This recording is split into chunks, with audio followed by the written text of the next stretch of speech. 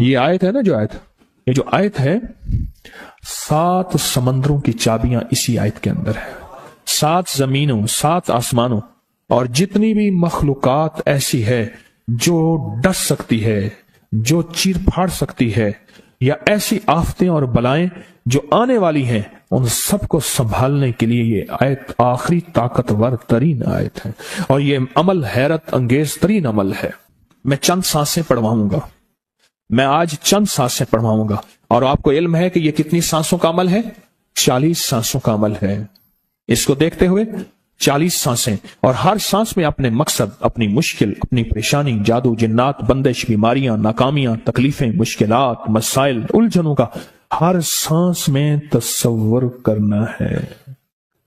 اگر چاہتے ہیں کہ ہمیشہ تونگری رہے، مالداری رہے، عزت رہے، بھرم رہے، اور نسلیں پتہ نہیں کتنی آئیں گی کوئی خبر نہیں، اور ان کا رزق کشادہ رہے، کیسے ہوگا؟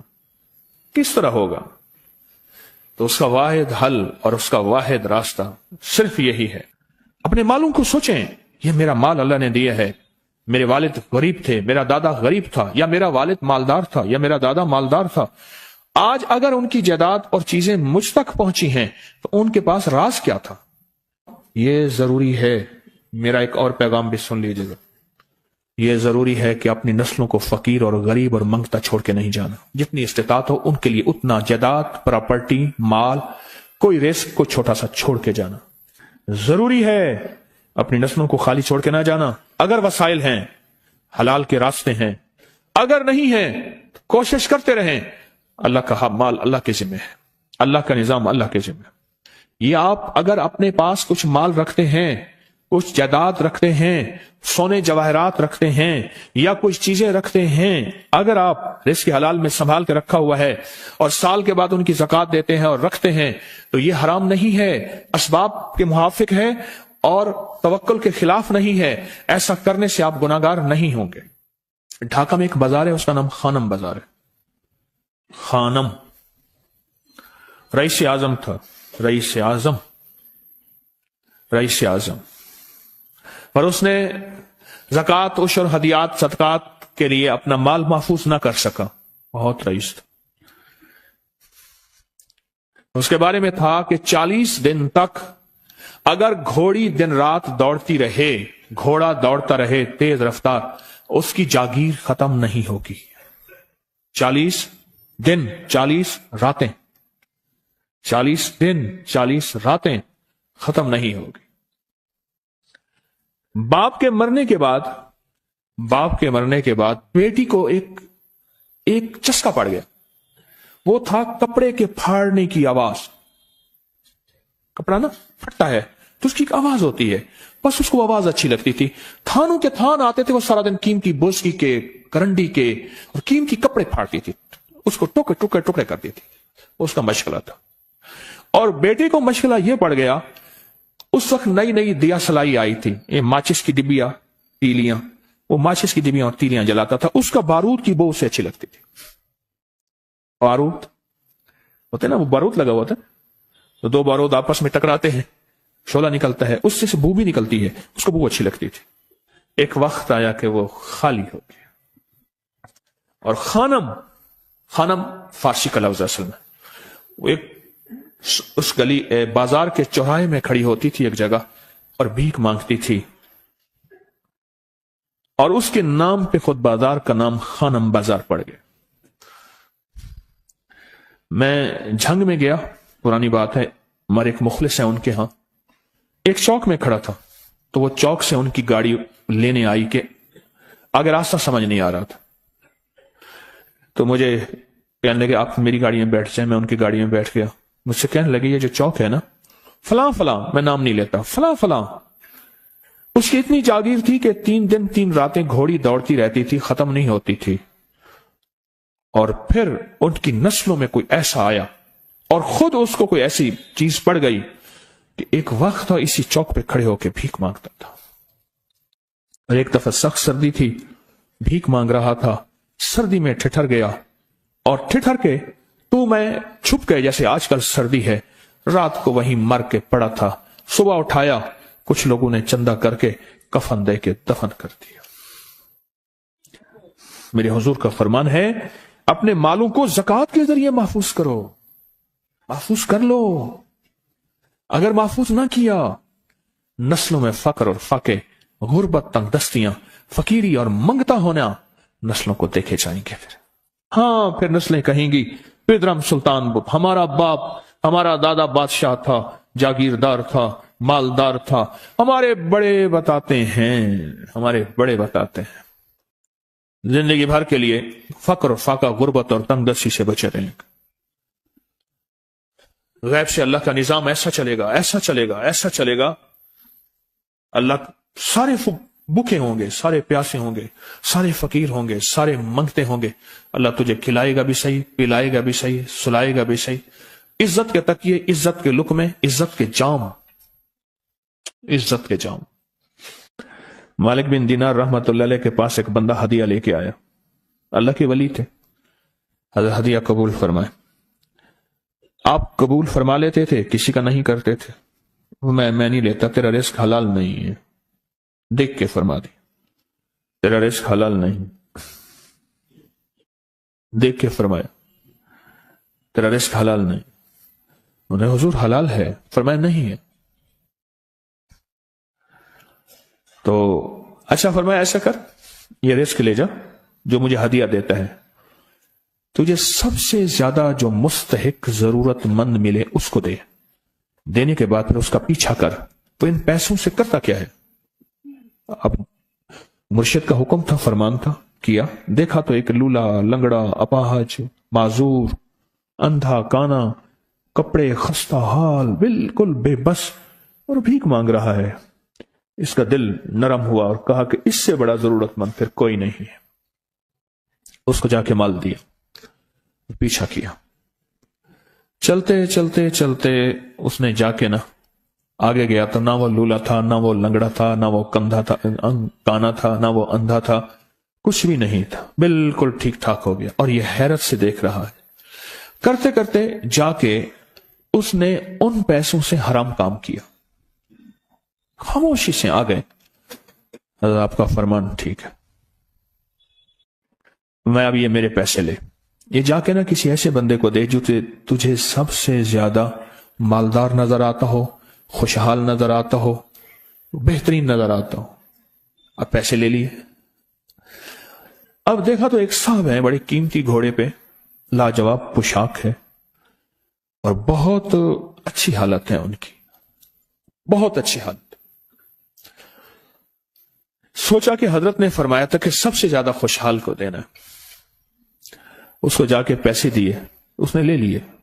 اب اس کا پیچھا کیا، وہ ایسی دکان پہ گیا جہاں سے راشن لیا جاتا ہے، اس نے تھوڑا تھوڑا راشن لیا، حیران ہو گئے، اتنا مالدار آدمی ہے، ایسے راشن لے رہا ہے جیسے کوئی بندہ روز کی آئے روز کی کھائے، اتنا ضرورت مند۔ اس کا پیچھا کیا، ایک پرانی حویلی تھی، ایک پرانا محل نما ایک گھر تھا، ٹوٹا پھوٹا۔ اس کا جا کے دروازہ کھٹکھٹایا، ابھی اندر جانے ہی لگا تھا تو اس نے لگام پکڑ لی۔ اس نے دیکھا تو ہے تو وہی جس نے آج میری مدد کی ہے، کہا تجھے اللہ کا واسطہ ہے، اب مجھے اپنے حالات بتا دے۔ تو کہنے لگا تو نے جس کا واسطہ دیا ہے اور پھر تو نے میری آج مدد کی ہے، میں نے آج تک اپنے حالات کسی کو نہیں بتایا، میں رئیس اعظم تھا، تلک الایام نداولها بین الناس، اللہ کی طرف سے آزمائش آ گئی اور فقر، فاقہ، غربت، تنگ دستی ختم، ہر چیز ختم ہو گئی۔ کئی دنوں سے میں بھی بھوکا ہوں، میرا گھوڑا بھی بھوکا ہے، اور یہ میں نے کپڑے سنبھال کے رکھے ہوئے ہیں، یہ ایک لباس ہے رکھا ہوا ہے، باہر اسی لباس میں نکلتا ہوں، کسی کو یہ شک نہ پڑ جائے یہ بھوکا ہے، یہ فقر کی حالت میں ہے، یہ غربت کی حالت میں ہے۔ میرے حال سے کوئی سوال کا دروازہ نہ کھولے، غور سے سمجھے گا، میرے حال سے کوئی سوال کا دروازہ نہ کھولے، میں ایسا حال بناؤں لوگ مجھے سوالی سمجھیں، کہ کچھ لوگ زبان سے سوالی نہیں ہوتے۔ میرے آقا کا فرمان ہے اپنی بیماریوں کا صدقے کے ذریعے علاج کرو، اور صدقہ، یہ سارا واقعہ سنانے کا مقصد، تلاش کرو، زکوٰۃ تلاش کرو، کس کو دینی ہے، کون ضرورت مند ہے، کون ایسا ہے جس کو بظاہر لوگ مالدار سمجھتے ہیں، اندر سے خالی ہے، کھوکھلا ہے۔ ہوا یہ، ایک خیر کے کام کے لیے پیسے جمع کرنے تھے، خیر کے کام کے لیے اس وقت 24,000 تھا، بہت بڑی رقم تھی، 24,000 مجھے چاہیے تھا۔ تو کہنے لگے کہ میں نے سوچ کے کہاں سے لے آؤں، ہے نہیں، روز کماتا ہوں، بچوں ٹھیک ہیں، گھر پل رہا، دودھ لاتا ہوں، بیچتا ہوں، ایک نظام ہے، میری سردی گرمی بارش طوفان کی ترتیب چل رہی ہے، کہاں سے لاؤں؟ کہنے لگے خیال آیا یہ موٹر سائیکل نہ بیچ دوں۔ فوراً اٹھا، موٹر سائیکل لے گیا، غالباً مجھے بتایا کہ 28,000 کا یہ یاما موٹر سائیکل بکا، اور بیچنے کے بعد میں نے اٹھا کے سارے پیسے 24 ادھر دے دیے، باقی رکھ لیے، اب خالی ہو کے بیٹھ کے پھر مصلی بچھا کے اللہ سے مانگنا شروع کر دیا، اور مانگتے مانگتے عالم یہ ہوا کہ میں فقیر ہو گیا۔ اللہ نے مجھے 4 دن آزمایا۔ اس نے الفاظ جو استعمال کیے نا، پنجابی کا لفظ، وہ اللہ نے نا 4 دن منو دب کے رکھا۔ ہاں، لاہور کی پنجابی اور فیصل آباد کی پنجابی میں بڑا فرق ہے۔ فیصل آباد کی پنجابی خالص سکھوں والی پنجابی ہے، لاہور کی پنجابی میں بڑا فرق ہے۔ دب کے رکھا، تھوڑا سا آزمائش آتی ہے، اللہ دیکھتا ہے کچا ہے یا پکا ہے۔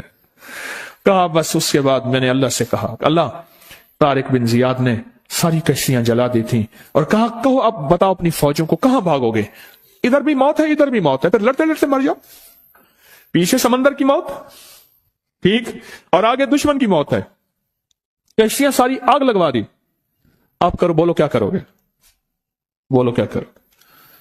اللہ نے سارا نظام فتح دے دی، کامیابی دے دی، اور کہا پھر اللہ نے میرے لیے جو دروازے رزق کے کھولے ہیں، اب مجھے کوئی بھی چیز ضرورت ہوتی ہے میں گھر کی چیز بیچ دیتا ہوں، اور بیچ کے اللہ کے خزانوں میں دیتا ہوں بغیر سوال کے۔ اس کے الفاظ ہیں، کیا الفاظ ہیں؟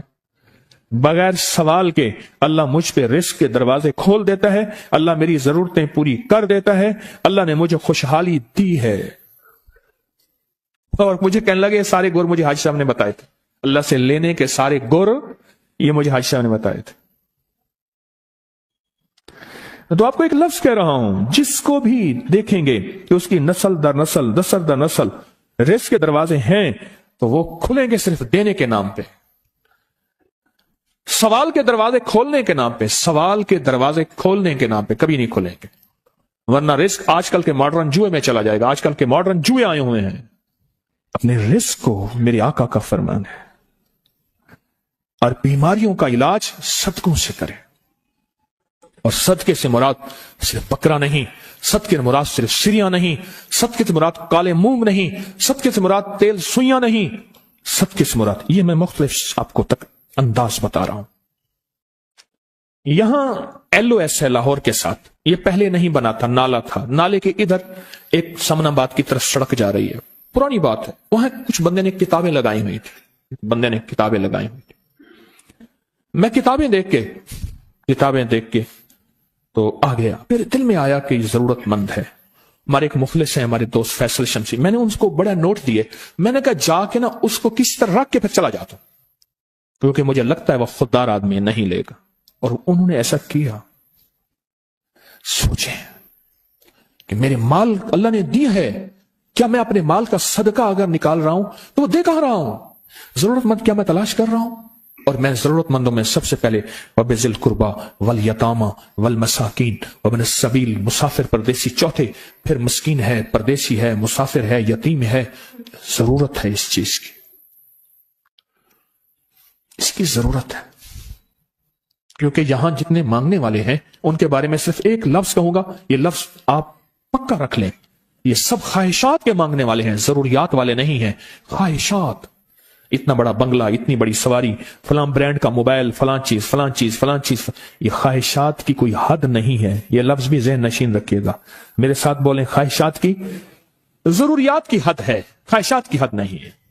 عاجزانہ دعاؤں کے ذریعے اگر اپنی مصیبتیں، اپنی بلائیں، اپنی پریشانیاں اور اپنی تکلیفیں ٹلوانا چاہتے ہیں تو اس کے پیچھے ہمارے ساتھ کون سی دعائیں ہوں؟ عاجزانہ دعائیں، عاجزانہ دعائیں۔ اور میں امام زین العابدین جب دعائیں مانگتے تھے اور ان کی دعاؤں کے اندر جو درد ہوتا تھا اور غم ہوتا تھا، اور ان کی دعاؤں کے اندر جو پلبلانا اور بلبلانا اور کرب اور تکلیف ہوتی تھی، فرمایا ہنستے اپنی ہنسیاں بھول جاتے تھے، سونے والے سونا ترک کر دیتے تھے، اونگنے والے اونگنا چھوڑ دیتے تھے، اور وہ بھی ان کے ساتھ رونے لگ جاتے تھے۔ ان کا رونا ہی اتنا تھا، وہ ہستیاں تو بخشی بخشوائی تھی۔ اور ان کا نام زین العابدین، نام تو ان کا علی ہے، زین العابدین پڑا اس لیے عبادت کرتے کرتے کرتے وہ عبادت گاروں کے امام بن گئے۔ یہ تسبیح خانہ جو آپ کو راستے دے رہا ہے، تسبیح خانہ جو منزلیں دے رہا ہے، یہ راستہ، یہ منزل ساری کے ساری اس لیے ہے کہ اس منزل اور راستے کے پیچھے دعاؤں کی طاقت ہے، دعاؤں کی طاقت ہے۔ ان دعاؤں اور اعمال کو اپنے ساتھ ایسے سینے سے لگا لیں۔ ان دعاؤں اور اعمال کے اندر حیرت انگیز دنیا ہے۔ جب سے تسبیح خانے کے ساتھ نسبت ہے، دعاؤں کی